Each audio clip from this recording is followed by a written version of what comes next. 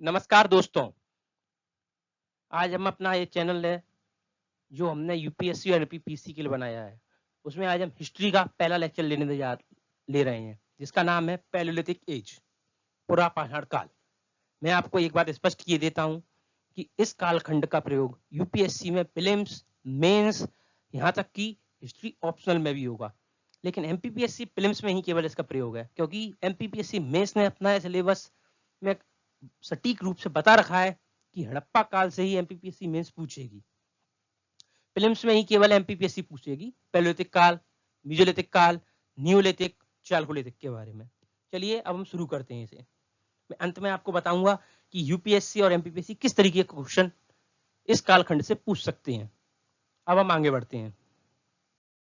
सबसे पहले हम देखते हैं पैलियोलिथिक जो पुरापाषाण काल है उसको किस तरीके से बांटा गया है। अब आप देखिए उसको किस तरीके से बांटा गया है। उसको तीन भागों में बांटा गया है। एक आपका ये लोअर पैलियोलिथिक काल, एक आपका मिडिल, तीसरा आपका अपर। अब आप ये देखिए इनको कैसे कैसे बांटा गया है। एक बांटा गया है 2.5 मिलियन, मतलब 1 मिलियन 10 लाख। उसके साथ में 2.5 मिलियन बीसी से लेकर 1 lakh BC, BC before common era. उसी तरीके से 3 लाख बीसी से लेकर 30,000 बीसी और 40,000 बीसी से लेकर 10,000 बीसी। अब आप यहाँ पे कंफ्यूजन ना हो कि यहाँ पे 30,000 लिखा है जबकि यहाँ पे 40,000 लिखा है।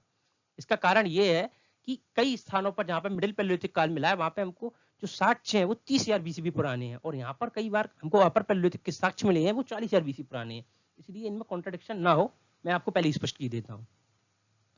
और ये केवल भारत के परिप्रेक्ष्य में ये आपको आंकड़े दिए गए हैं, पूरे विश्व में ये आंकड़े अलग भी हो सकते हैं, क्योंकि कहीं पर साइट किसी अन्य स्थान पर जैसे फ्रांस में या इटली में किसी और कालखंड में मिली होगी तो वहां पे जो इनका ये कालखंड है बदल भी सकता है। लेकिन मैंने आपको ये भारत के परिप्रेक्ष्य में बताया इसलिए। अब हम देखते हैं कई सारी साइट जो हमको भारत में मिली हैं, एमपी में, यूपी में, राजस्थान में, महाराष्ट्र में, कर्नाटका में। एमपी में देखते हैं हम नर्मदा घाटी, उसी तरीके से हम देखते हैं भीमबेटका, आदमगढ़, और हम यूपी में चौपानी मांडू, बेलन घाटी, गंगा नदी का जो लैंड एरिया है यूपी में और बिहार में। इसी तरीके हम राजस्थान में देखते हैं अजमेर, लूनी घाटी, जोधपुर, महाराष्ट्र में वर्धा, वैनगंगा घाटी, नासिक, कर्नाटका में मालप्रभा, घाटप्रभा, होशंगी, कृष्णा घाटी, आंध्र प्रदेश में विशाखापट्टनम कोस्टल एरियाज। अब आप मेरे को इसमें एक बात बताइए, इसमें आप एक चीज कॉमन है जो अगर आप लोग पकड़ सके हो तो आपको एक चीज कॉमन बताता हूं मैं। देखिए आप नर्मदा घाटी को पहले देखिए, उसके बाद आप देखिए यहाँ पे ये बेलन घाटी को, उसके बाद आप देखिए लूनी घाटी को, और यहाँ पे आप देखिए बैनगंगा घाटी को, यहाँ पे आप देखिए मालप्रभा, घाटप्रभा, कृष्णा घाटी को, विशाखापट्टनम कोस्टल एरिया। इसमें क्या कॉमन लगा आप सभी को? ये सभी जितनी भी साइड मैंने आपको बताई है ये सारी की सारी साइड नदियों के बगल में या समुद्र के बगल में है। देखिए इसको काफी अच्छे से, ये सारी साइड्स देखिए इनको मैं आपके लिए हाईलाइट किए देता हूं इनको।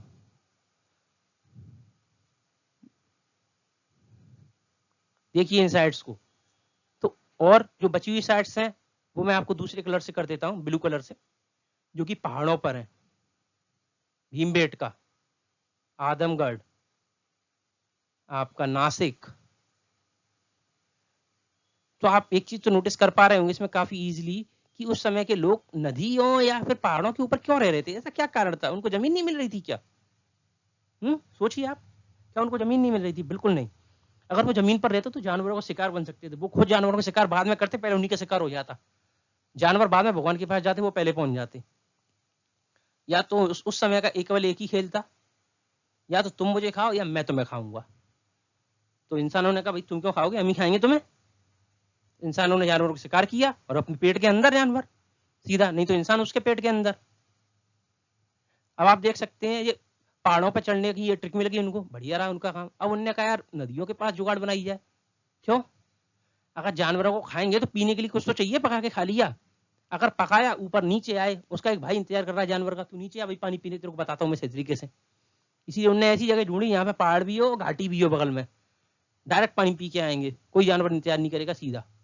उस तो मैं आपको एक कॉमेडी तरीके से बता रहा हूँ, लेकिन आप पढ़ने पर ध्यान दीजिए कि उस समय के लोग नदियों के बगल में जैसे खाने का जो पानी की व्यवस्था, पानी की अन्य स्थानों पर व्यवस्था होती है वो पूरी पूरी हो सके, और पहाड़ों पर रहते थे, अन्यथा वो शिकार बन सकते थे जानवरों का। अब मैं आपसे चाहूंगा कि आप लोग इन सभी का स्क्रीनशॉट ले लें और अपना जो पूरे नोट्स हैं वो इसी तरीके से बनाएं। अगर आप, मैं इसी तरीके से आपके लिए लिख रहा हूँ जिससे आपको ज्यादा मेहनत ना करनी पड़े। अब हम आगे बढ़ते हैं, ये देखते हैं साइट्स। ये साइट्स हिस्ट्री ऑप्शनल वालों के लिए बेहद ही इंपॉर्टेंट है, क्योंकि हिस्ट्री ऑप्शनल में आप सभी जानते होंगे पॉइंट्स दे देती है यूपीएससी और फिर एक जगह पे लिख दिया कि 1 नंबर पुरापाषाण काल, 7 नंबर पुरापाषाण काल। फिर आपको बताना पड़ेगा 1 नंबर आदमगढ़ है, उसके बाद में होशंगाबाद में ये साइड, यहाँ पे हमको पेंटिंग्स मिली हैं, ये प्राचीन साइट है, यहाँ पे हमको डोमेस्टिकेशन भी मिला है मध्य पाषाण काल का। इस तरीके से लिखना होगा। और अन्य साइट्स के बारे में भी देख सकते हैं आप, डिडवाना, इसी तरीके से आपका अनंगपुर, इसी तरीके से आपका चौपानी मांडो, ठीक है।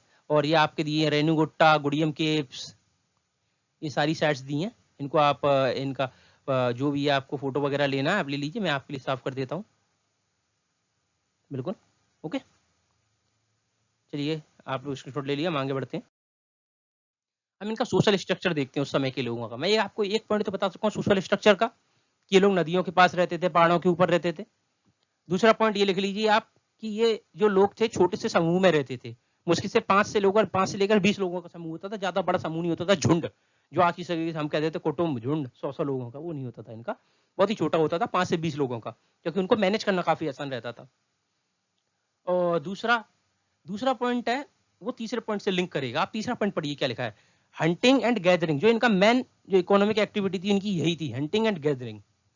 अब जब हंटिंग एंड गैदरिंग करेंगे तो एक समय पर आकर जानवर तो खत्म हो ही जाएंगे, तो जब जानवर खत्म हो जाएंगे तो खाने के लिए भोजन नहीं बचेगा, भोजन नहीं बचेगा तो स्थान चेंज करना पड़ेगा।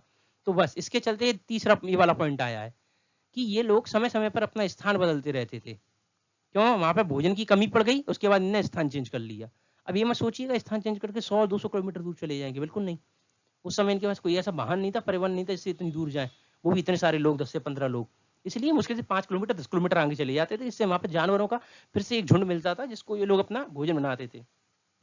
इस तरीके से जानवर और इंसान बड़ी से आराम से रहते थे, कोई दिक्कत नहीं होती थी ज्यादा। जो बच गया वो दूसरे का शिकार करेगा।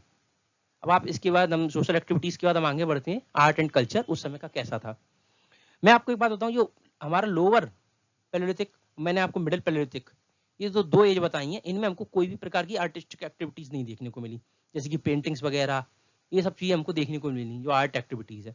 ये सारी एक्टिविटीज हमको अपर पैलेलिथिक एरिया में, अपर पैलेलिथिक उच्च पुरापाषाण काल जिसे हम कहते हैं, लोअर निम्न, मिडिल मध्य और अपर उच्च पुरापाषाण काल में हमको आर्टिस्टिक एक्टिविटीज देखने को मिली हैं।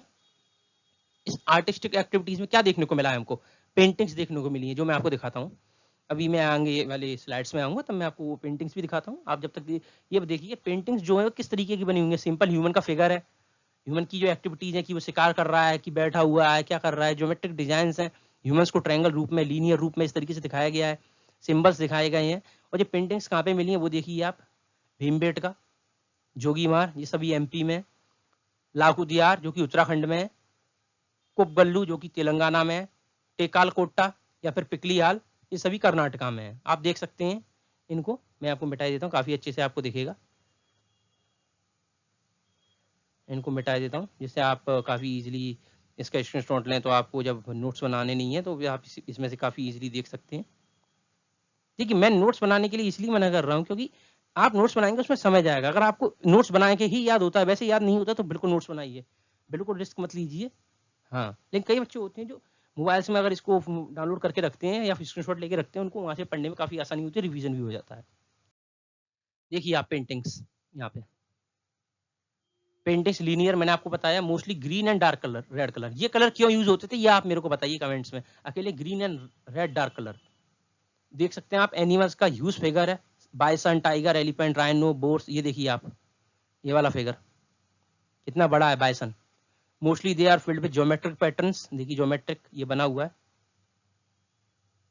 ग्रीन पेंटिंग्स होती थी जिनमें लोग डांस करते हुए दिखाई जाते थे, जबकि रेड पेंटिंग्स होती थी जिनमें हंटर्स होते थे। ये लोग हंटर्स हैं, जो रेड पेंटिंग दिखाई गई, ये हंटर्स लोग हैं, ये जितने आपको दिख रहे हैं ये हंटर्स हैं, ये रहे हंटर्स, ये हंटर्स हैं, ये सभी हंटर्स, ये रेड दिखाए गए हैं। अब आप ये बताइए इनने रेड कलर और ग्रीन कलर क्यों यूज किए।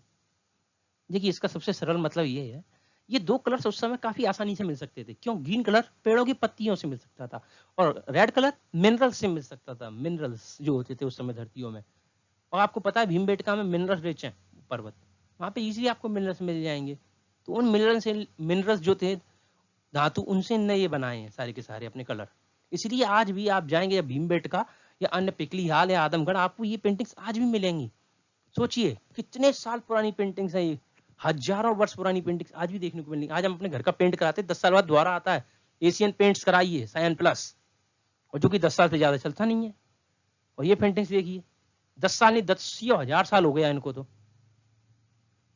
अंतर समझिए, प्राकृतिक रंग थे ये। आगे बढ़ते हैं हम, कुछ अन्य बातें जानते हैं इनके बारे में। अगर आप लोग एमपी के हैं तो एमपी में आप लोग एक कोल जनजाति को जानते होंगे। कोल जनजाति एमपीपीसी के लिए पढ़ रहे होंगे, इसमें जनजातियों का एक सेक्टर पूरा पूरा पार्ट है, उसके बारे में पढ़ना पड़ता है, जनजातियों की विशेषता, उनके नृत्य वगैरह। तो देखिए एमपी में बागौर एक क्षेत्र है, वहां से हमको एक चित्र मिला है। ये देखिए, इस पे ये ट्रायंगल जैसा बना हुआ है, देख पा रहे हो तो आप लोग, ये ट्रायंगल बना हुआ है। मैं रबड़ से मिटा देता हूँ, मैंने बस आपको दिखाया था, ये ट्रायंगल बना हुआ है। तो ये ट्रायंगल ऐसा कहा गया है कई इतिहासकारों के द्वारा कि आज वहाँ पे जो कोल जनजाति है वो इसी तरीके से, जो एक पाषाण है उस पर ट्रायंगल बना हुआ है, इस तरीके की आकृति की पूजा करती है। और ये आकृति हमको बागौर में मिली है, पूरा पाषाण काल का क्षेत्र है वहां से।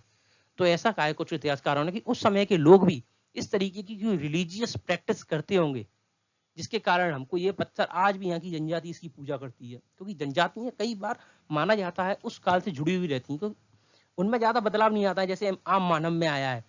धीरे धीरे उनका प्राचीन काल, मध्य काल, फिर आधुनिक काल, फिर आज का जो ग्लोबलाइजेशन वर्ल्ड है। लेकिन आदिवासी जो है वो आज उसी समय काल में जीते हैं। तो ऐसा कहा जाता है कई इतिहासकारों के द्वारा कि उस समय कुछ उनकी रिलीजियस प्रैक्टिस होती होंगी, या फिर वो कोई किसी को शक्ति मानते होंगे, किसी रूप को, इसलिए इसकी पूजा करते थे।